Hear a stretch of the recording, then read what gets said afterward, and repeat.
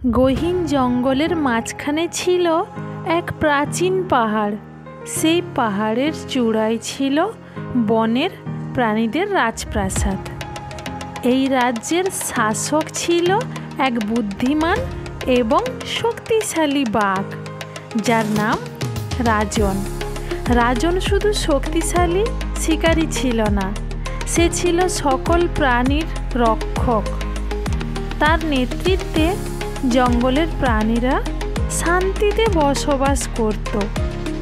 কিন্তু রাজনের বয়স বাড়ছিল এবং সে জানত যে তার জায়গায় একজন যোগ্য উত্তরাধিকার প্রয়োজন।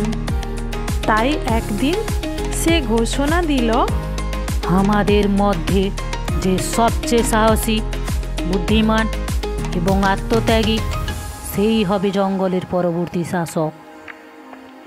এই ঘোষণার পর জঙ্গলের সব প্রাণী উত্তেজিত হয়ে উঠল।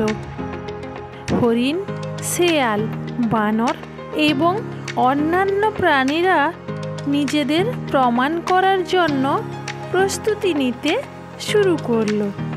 কিন্তু রাজনের নজর ছিল দুই বিশেষ প্রতিযোগীর দিকে। একজন চিতাবাঘ, যার নাম ছিল তেজ, এবং আরেকজন হরিণ, যার নাম ছিল সুরভি। তাদের মধ্যে প্রথম পরীক্ষা শুরু হলো। প্রথম পরীক্ষা হলো সাহসের পরীক্ষা।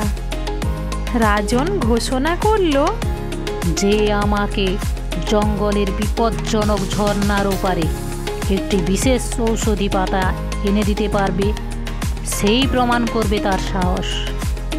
তেজ ঝর্ণার দিকে দ্রুত গতিতে ছুটল। তার গতি বজায় রেখে পাথরের থেকে পাথরে লাফ দিল। অন্যদিকে সুরভি ধীরে ধীরে এবং সতর্কতার সঙ্গে এগিয়ে গেল।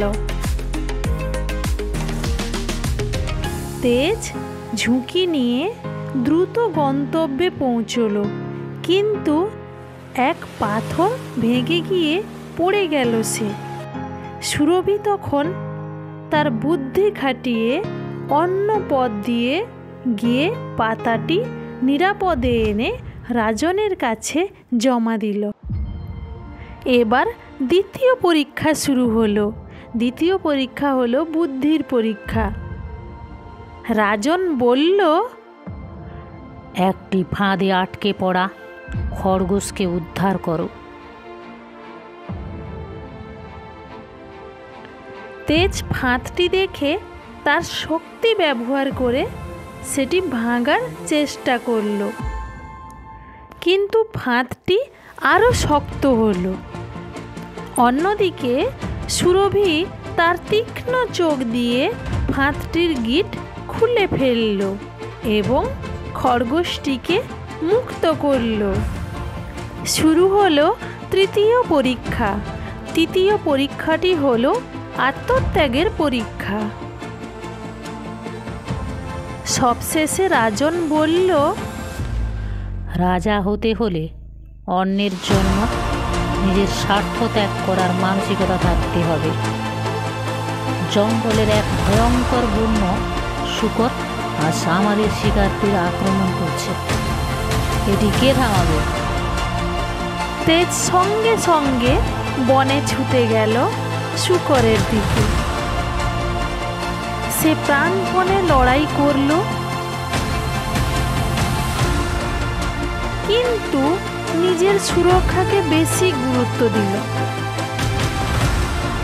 এদিকে সুরভি তখন নিজের ভয় ভুলে শূকরের সামনে গিয়ে এক নতুন কৌশলে তাকে বিভ্রান্ত করল, যাতে অন্য প্রাণীরা পালিয়ে যেতে পারে।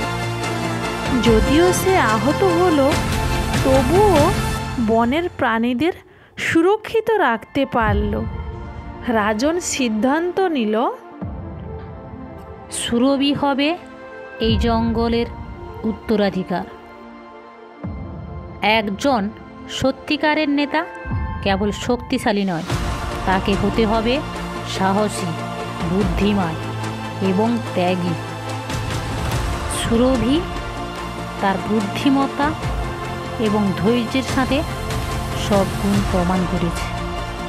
সুরভির নেতৃত্বে জঙ্গলের নতুন অধ্যায়ের সূচনা হলো। বনের সবাই তাকে ভালোবেসে গ্রহণ করলো, কারণ সে তাদের সত্যিকারের রক্ষক ছিল। বন্ধুরা, এই বুড়ো বাঘটিকে আপনারা একটি লাইক এবং কমেন্টের সাহায্যে সাহস জুগিয়ে যাবেন।